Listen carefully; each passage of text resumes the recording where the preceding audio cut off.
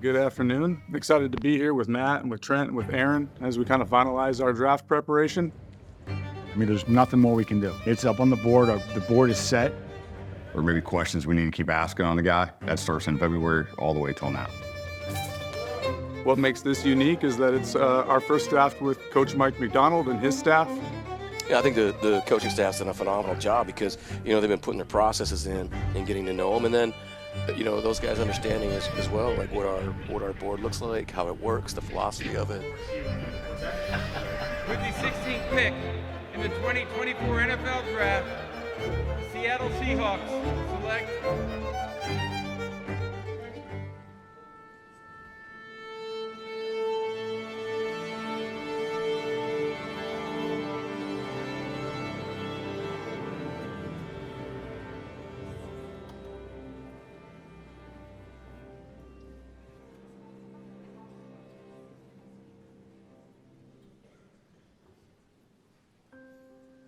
So we're going to sit and I think the Husky coaches are going to talk to us about the Arizona players and the UW players that they know, and then we are going to height, weight, and they'll measure them, and then they will begin the guys that have not worked out or who want to improve on their combine performances will work out, and then they will do position drills, and then we'll get out of here. It's definitely a mix of things. It's definitely helping young men reach their potential, what they want to do in life. This is a team sport, so just want to do my part, want to be at the highest level, want to win. But definitely the top reason is just helping young men build the relationships with them. Because I think that there's no better feeling than that. When does it start? It's ever connected. It's revolving. End of May, beginning of June, when we first get our initial list of prospects, and then it becomes a balance of, especially I guess in my role, a balance of supplementing the Seattle Seahawks roster. Football's a war of attrition, and so we're always trying to get our team prepared for Sunday. My name is Nolan Teasley. I'm the assistant general manager, and I've been with the Seahawks for going into my 12th season. I like to refer to it as 2 feet in the present and then 2 eyes forward, right? 2 eyes to the future. So in the meantime that you're trying to prepare for the task at hand, you're also building for what's next. First, perception of the problem. Second, preliminary observations to suggest solutions. Third, the development of one or more hypotheses. Fourth, the testing of these hypotheses through extended observation or experimentation. Fifth, the choice of a workable solution to the problem.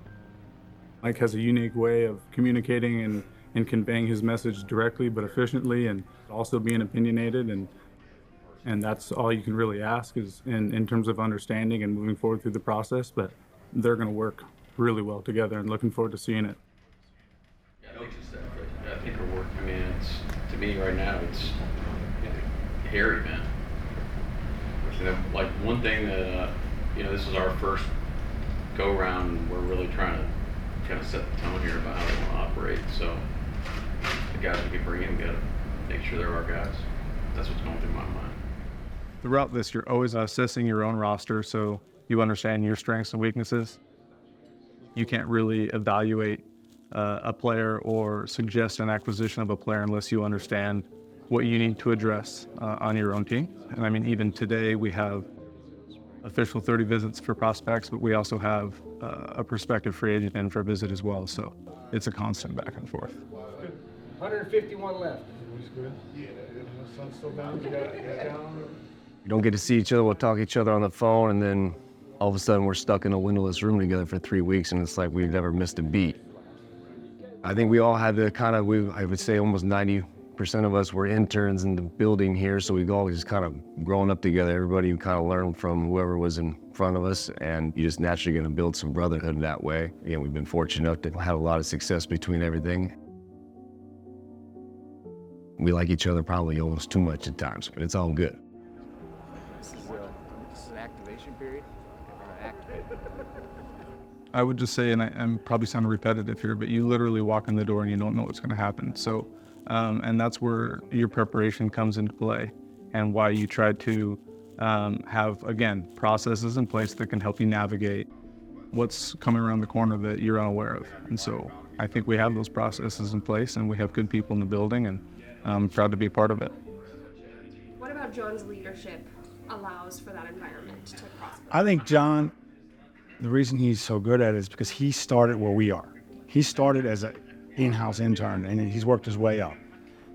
Personality-wise, he hasn't changed as far as he's still that guy. He understands what we do, and he's still a guy's guy. You can go, you can sit and BS with him, you can do whatever, and he's going to listen to you.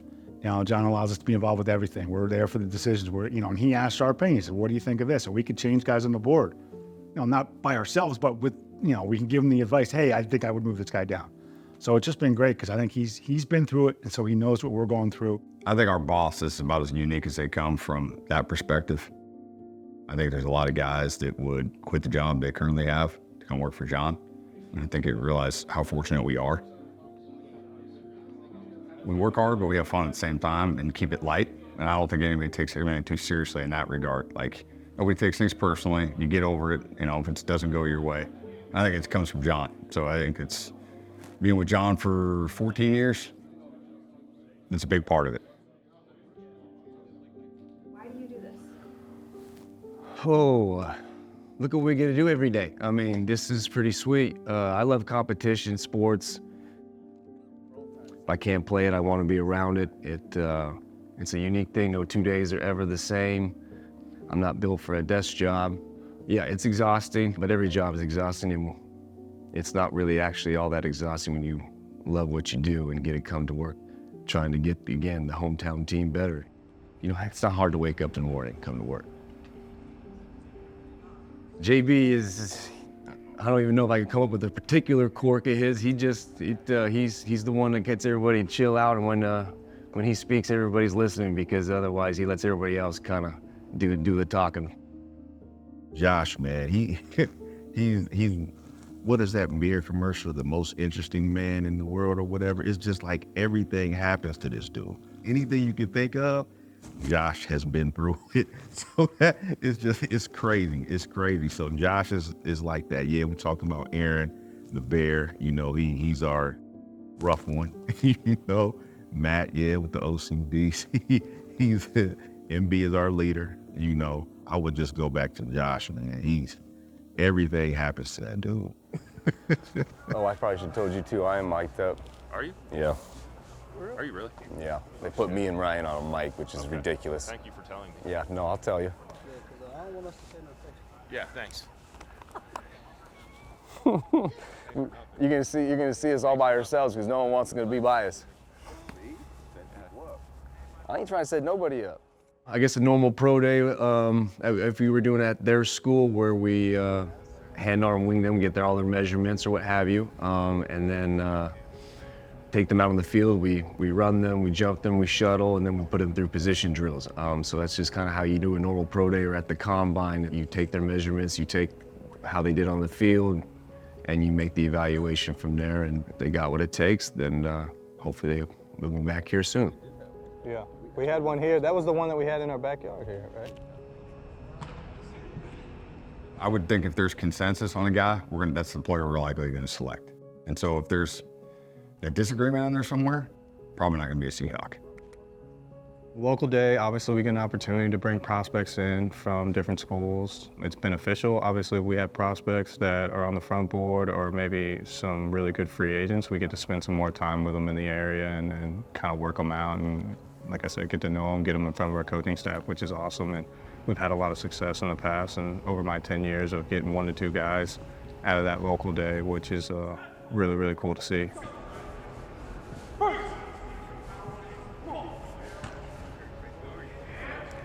How long they put you through it this morning? About an hour.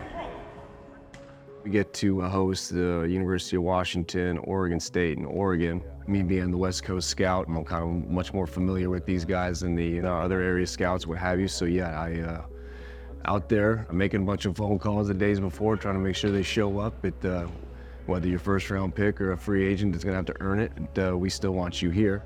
get to know you. It's a fun day. It's a crazy day. I enjoy it. I enjoy the football life. I mean, it gives me a chance to, like you said, you're part of building something, building a team, and you see the benefits of your labor, on the field. Every Sunday, we turn the TV on and watch the games. I enjoy that aspect of it, be around the guys. I mean, when we sit and talk football and talk about players, that makes this job fun.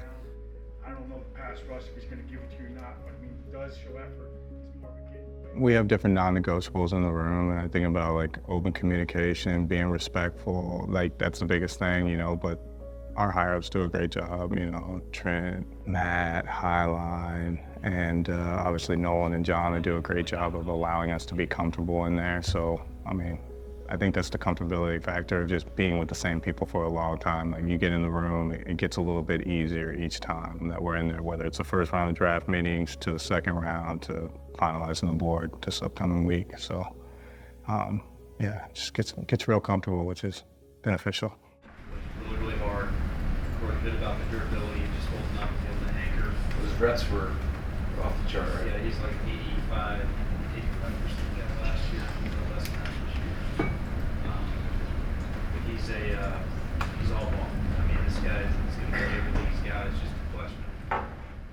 And if you had to compare, your job to another job someone might recognize, I always use tightrope walker just because that's a funny image. Yeah. What would that job be? I would say probably a private investigator, just because I say that because we do a lot of research on these kids. Sometimes we go back to their high school coaches, people they've been around, asking questions, trying to get their background and just understanding the kids. So, and I don't think a lot of kids realize that until we tell them. We ask them things that they're like, how do they know that? You know what I'm saying? So I would say more of a private investigator. I consider myself like a storyteller. I'm kind of bringing these players to life. Obviously, I start studying a lot of my players after this current draft class. So starting in May, working on these guys in June, July, all the way through August, I feel like you're learning so much from the sources, other sources, whether it be the trainer, the position coach, the strength coach, the water boy, if I got to talk to somebody like that, or somebody in the equipment staff room. Whoever knows these players the best, I'm trying to get that information, and then at the end of the day, I'm going to keep telling that story. We're going to keep asking questions, and then in the spring recruiting process, we get to interview them more, so we're still getting to learn their story in terms of who they are as people, and then in the draft room, we're just bringing it to life. So that's where a lot of the passion comes from a lot of our guys when we are presenting our players. Byron Murphy, you see the guy, obviously don't let the tats fool you because this guy can blend with multiple people. He's opened up more with his personality in each interaction with me and also on the Seattle Zoom call, I thought. This guy's a pit bull as a player. The film supports that. He has alpha to him. He loves ball. The process of improving as a player. He can retain new defensive concepts. He's going to buy into our structure. He's going to follow the right leaders in the room. I think he brings really good energy through his work ethic. He has the right type of wiring to help us build a new defensive culture moving forward. What happens, come to us, have a couple vets up there. What's your mentality going forward to get reps right away, one of those jobs? I'm not going to just settle because, there's older, there's vet guys in front of me. Obviously, like, I want their position, I want their spot. But yeah, if vets in front of me, I'm gonna just try to get knowledge from them, wisdom from them, and just learn from them, just be up under them 24/7.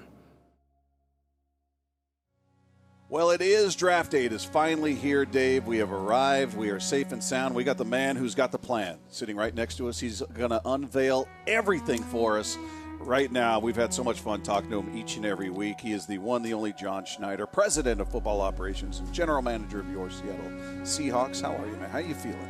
I feel good. It's a big process of it. It's so wild that, we're doing this, today. I'm thinking, oh, that's here already. Let's go.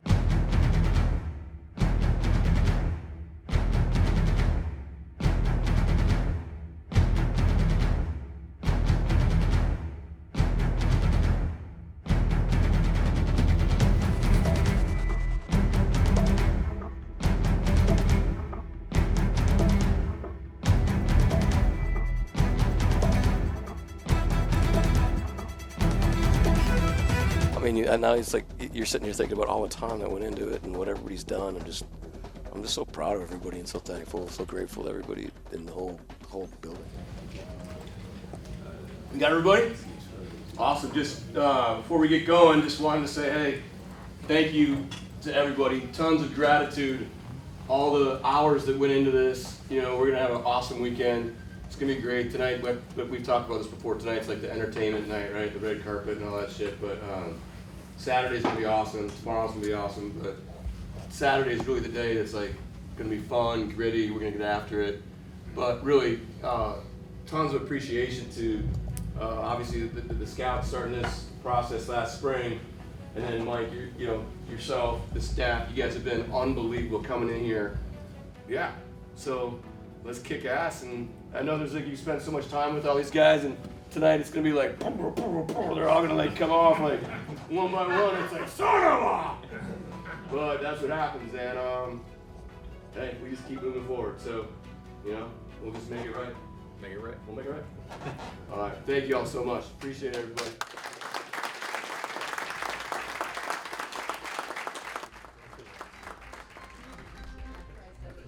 The thing about John is he's a football junkie. He just loves it. So, I mean, yeah, there's lots of pressure, but I don't think he even thinks about that. I think he's just having a blast. You got to weigh that 16 and say, all right, how is the cookie going to crumble? Seahawks sitting there at 16. If you had to bet right now and say they're picking there or they're going to move out of that spot, up or down.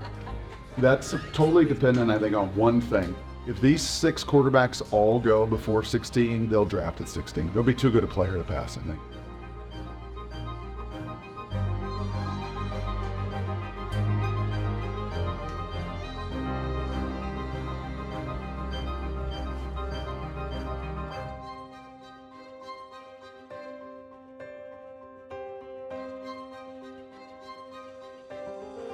With the 16th pick in the 2024 NFL Draft, the Seattle Seahawks select Byron Murphy, defensive tackle, Texas.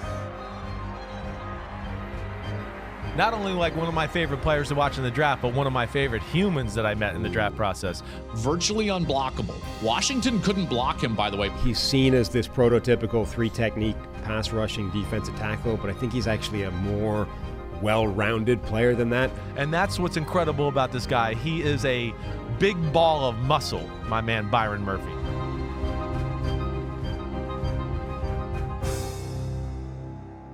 Hello? Hey, is this Byron?